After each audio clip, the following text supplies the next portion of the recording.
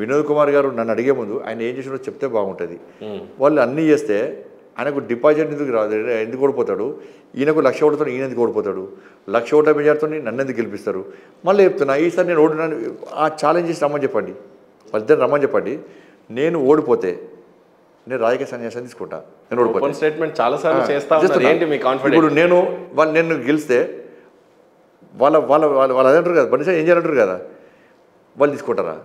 నేను 12,000 కోట్ల రూపాయలకు పైగా నిధులు తీసుకొచ్చి అభివృద్ధి చేస్తానని చెప్పి డైరెక్ట్ బుక్లెట్ కొట్టించి మొత్తం పంచుకుంటూ తిరుగుతున్నా. నేను కరీంనగర్లో మాట్లాడి కేవలం అభివృద్ధి గురించి మాట్లాడుతున్నా. తర్వాత రామును అయోధ్య గురించి చెప్పుకుంటాం అంతే. కానీ నేను మాట్లాడే అభివృద్ధి వరకు కనబడతలేదు. నేను కరీంనగర్ నుంచి వరంగల్ రోడ్ 2,100 కోట్ల రూపాయలు నేను తీసుకొచ్చిన. వీళ్ళిద్దరు తీసుకురాలే, ఈయన ఎంపీ ఆయన ఎంపీ కదా, ఎందుకు తీసుకురాలే? నేను దాని గురించి మాట్లాడితే దానిలో వాళ్ళకు రాముడు కనబడుతున్నాడు.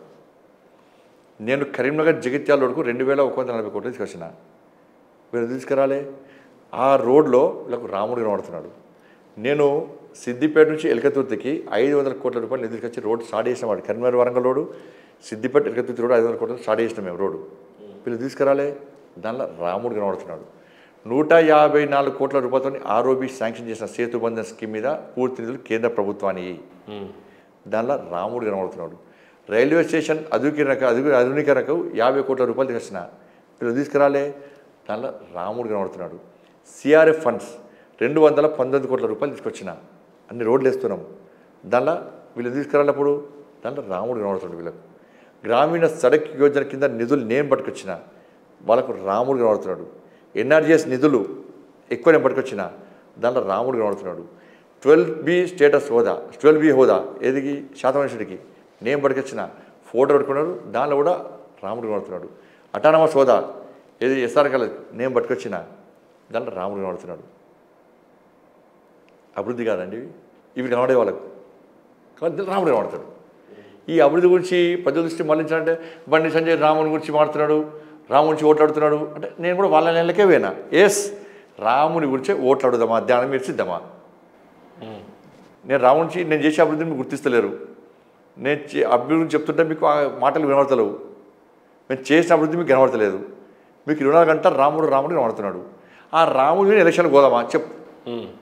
మీరు రాముడు వ్యతిరేకించండి, మీరు బాబర్ పట్టుకొని రండి, మీరు అల్లా పట్టుకొని రండి, నేను రాముడు పట్టుకొని వస్తాను. దాని కూడా సిద్ధమే, చూద్దాం నిర్ణయం.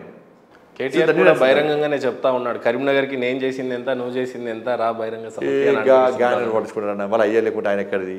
నేను మన ఆయన పేరు చెప్పుకొని రాలే, మా అమ్మ పేరు చెప్పుకొని రాలే, వాళ్ళ అయ్యే పేరు చెప్పుకొని వచ్చిండు. వాళ్ళ అయ్యే లేకుంటే బతికేంది అంటే ఆయన ఏంది చెప్పరాదు? ఎక్కడిది? అమెరికాలో చిప్పులు అడిగినోడు ఏంది చెప్పరాదు? బయటపెట్టన్నా ఆ ముడతలు షర్ట్ వేసుకొని దిగి కింద రబ్బర్ చెప్పులు వేసుకొని దీని ఫోటో బయటపెట్టాను చెప్పరాదు? ఏంది ఇన్ని వేల కోట్ల రూపాయల ఆస్తులు ఎట్లొచ్చినాయి నీకు? ఎట్లొచ్చినాయి పైసలు?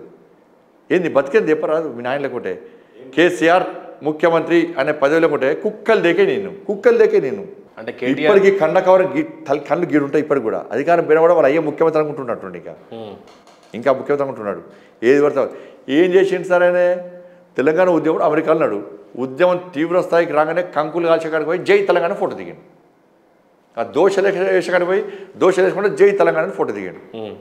ఇక్కడ సిరిసిల్ల పోలీసులు నీ అమ్మాని తిట్టాడు. ఆ రోజు పోలీసులు అంత ఒకటే, అంత సంస్కారహీనుడు ఆయన. నీ అమ్మాని తిట్టాడు పోలీసు ఆఫీసర్. వాళ్ళు తెలంగాణ వాళ్ళే రాత్రి బోలు కష్టపడుతున్నారు. ఫోటోలు బయట పెడతా అన్నారు బండి సంజయ్ గారు, కేటీఆర్ గారు చిట్టా ఉంది కేటీఆర్. ఏం లేదు సార్ అనేది. అప్పుడు అసలు వీళ్ళు ఏంది? ఇప్పుడు కేసీఆర్ స్టోరీ లేదా? మీరు ఇద్దరు పేర్లు చెప్తా, మీరు ఓపెన్గా కూర్చోబెట్టుర్రి, వాళ్ళు కేసీఆర్ చరిత్ర మొత్తం చెప్తారు. కేసీఆర్ ప్రచారార్థం కొని పోతుంటే లోన్ తీసుకున్నాడు, పైసలు కట్టలే, ఫైనాన్స్ వచ్చి బయటకు గుంచి పైసలు కట్టమని గుంజుకపోయారు. కేసీఆర్ కారు కూడా లోన్ తీసుకున్నాడు, పోతుంటే గుంజుకపోయి లోన్ కట్టవా, ఇది పేదోళ్ళు డిపాజిట్ అయిన పైసలు నీకు ఇస్తే నువ్వు కట్టవా అని చెప్పి బయట గుంజేసి కారు పట్టుకొని మీకు. ఈరోజు కేటీఆర్ టార్గెట్ బండి సంజయ్ ఖచ్చితంగా బీఆర్ఎస్ చాలా బలంగా కనిపిస్తూ ఉంది. ఆయన పన్నాల్సిన పన్నాగాలన్నీ పన్నుతున్నారు. కేటీఆర్ గారు ఖచ్చితంగా టార్గెట్ బండి సంజయ్ని పెట్టుకొని కరీంనగర్ నుండి పార్లమెంట్ ఎట్టి పరిస్థితుల్లో కూడా పార్లమెంట్లో అడుగు పెట్టకూడదు బండి సంజయ్ అనే పనిచేస్తున్నట్టుగా కనబడతా ఉంది. ఎలా ఎదుర్కొంటారు? కరీంనగర్ ప్రజలు తెలుసు, కరీంనగర్ పార్లమెంట్ ప్రజలు తెలుసు కదా. ఎవరు పార్లమెంట్ ప్రత్యర్థి బలమైన ప్రత్యర్థి ఎవరు? కాంగ్రెసా బీఆర్ఎస్ మీకు? ఇక్కడ కరీంనగర్ సభ్యత ప్రకటించలే కదా. బీఆర్ఎస్ అభ్యర్థి తిరుగుతున్నాడు. బీఆర్ఎస్ అభ్యర్థిని వాళ్ళ పార్టీ కార్యకర్తలకు గుర్తుపట్టారు, వాళ్ళ నాయకులకు గుర్తుపట్టారు. ఆయన ఎంపీ ఉన్నప్పుడు ఎటు తిరగలే, ఆయన ఎవరు గుర్తుపట్టారు. బీఆర్ఎస్ పార్టీ కాంగ్రెస్ పార్టీ కార్యకర్తలు ఇద్దరు కూడా, నేను ఇప్పుడు కార్యకర్తలకు వ్యతిరేకం కాదు, ఏ పార్టీ కార్యకర్తలు ఆ పార్టీ కోసం పనిచేయాలి. క్లాస్ కొట్టుకునే కార్యకర్తలకు ఏముంటుంది సార్, ఏ పార్టీ కార్యకర్తలైనా వాళ్ళకి నేను మళ్ళీ చెప్తారు కదా, ఎంపీ ఎమ్మెల్యే వాళ్ళు ఉండదు, వాళ్ళ పార్టీ కోసం పనిచేస్తారు. కొట్టుకునేది ఎవరు, కార్యకర్తలే. కానీ రాత్రి కూడా కాంప్రమైజ్ నాయకులు. కాబట్టి బీఆర్ఎస్ పార్టీ కార్యకర్తలైనా, నేను మొన్న ఎంపీగా ఉన్నా, బీఆర్ఎస్ పార్టీ పెట్టే అరాచకాల నుంచి చాలామంది కాంగ్రెస్ పార్టీ కార్యకర్తలు సహకరించి నేను చాలామంది కాంగ్రెస్ పార్టీ కార్యకర్తలు, చాలామంది పోలీస్ ఆఫీసర్లు ఫోన్ చేసిన కాంగ్రెస్ పార్టీ కార్యకర్తలైనా, ఏ పార్టీ కార్యకర్త అయితే ఇక్కడ అందుకే కోరుకుంటారు. బీఆర్ఎస్ పార్టీ కార్యకర్తలైనా కాంగ్రెస్ పార్టీ కార్యకర్తలైనా ఇలా బండి సంజయ్ గెలిస్తే మాకు నష్టం లేదు, ఏమైనా సహాయం ఉంటే ఏమైనా ఆపద ఉంటే మమ్మల్ని ఆదుకుంటాడు, పార్టీకి అత్యంతంగా సహాయం చేస్తాడు, వాళ్ళ పార్టీ కార్యకర్తలు ఆదుకుంటాడు, మమ్మల్ని ఆదుకుంటాడు అనే ఆలోచన వచ్చింది. దాంతోపాటు ఇక్కడ కాంగ్రెస్ పార్టీ ఎమ్మెల్యేలకైనా కూడా, బీఆర్ఎస్ పార్టీ ఎమ్మెల్యే అయినా కూడా, బీఆర్ఎస్ పార్టీ కార్యకర్తలైనా కాంగ్రెస్ పార్టీ కార్యకర్తలైనా మళ్ళీ అప్పీల్ చేస్తున్నాను మీ వేదిక ద్వారా, కేంద్రంలో ఏర్పడేది నరేంద్ర మోడీ గారి ప్రభుత్వం, అనుమానం లేదు. నరేంద్ర మోడీ గారి ప్రభుత్వం ఏర్పడ్డప్పుడు ఇక్కడ నన్ను గెలిపిస్తే నేను నిధులు తీసుకొస్తా. మీకు దాని మీద ఇంకా మీకు ఆలోచన అవగాహన లేకుంటే గతంలో ఉన్న సర్పంచ్లను అడగండి, ఉప సర్పంచ్లు అడగండి, వార్డు మెంబర్లు అడగండి, జెడ్పీటీసీలు అడగండి, కేంద్రం నిధులు ఇస్తేనే ఇంతో అంతో వాళ్ళు తలెత్తుకొని తిరిగే పరిస్థితి వచ్చింది. కాబట్టి రేపు ఫ్యూచర్లో ఎమ్మెల్యేలు గెలిచిన ప్రజలతో కష్టపడి ఎమ్మెల్యే లేని మీరు, ఏదో రిగ్గింగ్ చేసి అది చేసి ఎమ్మెల్యే కష్టపడి ఎమ్మెల్యే లేరు, ప్రజలు ఓటుతో ఎమ్మెల్యేలు మీరు, ప్రజలు ఓట్లేస్తే ఎమ్మెల్యే అయ్యారు. నెక్స్ట్ స్థానిక సంస్థల ఎన్నికలు రాబోతున్నాయి, చాలామంది సర్పంచ్ కావాలనుకుంటున్నారు, జడ్పీటీ ఏదో ఆలోచన వార్డు మెంబర్ కావాలనుకుంటున్నారు. మీరందరూ కూడా నేను గెలవాలని కోరుకోవాలి, ఎందుకంటే కేంద్రం నుంచి నిధులు తీసుకొస్తే రేపు మీకు సహకరిస్తాను నేను. ఇలా నేను గెలవకుంటే మీ పార్టీ బీఆర్ఎస్ పార్టీ మన కాంగ్రెస్ పార్టీ ఎంపీ గెలిస్తే నిధులు వస్తాయా? రేపు ప్రజల క్వశ్చన్స్కు సమాధానం వాళ్ళు చెప్తారు మీకు?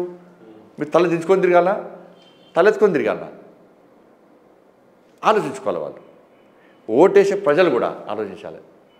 ఇలా ఏర్పడిన నరేంద్ర మోడీ ప్రభుత్వం. కాబట్టి ఇక్కడ బీజేపీ ఎంపీ గెలిస్తే ఇంతకుముందు ఎట్లా నిధులు తీసుకొస్తామో ఇంకా తీసుకొచ్చే ప్రయత్నం చేస్తాం.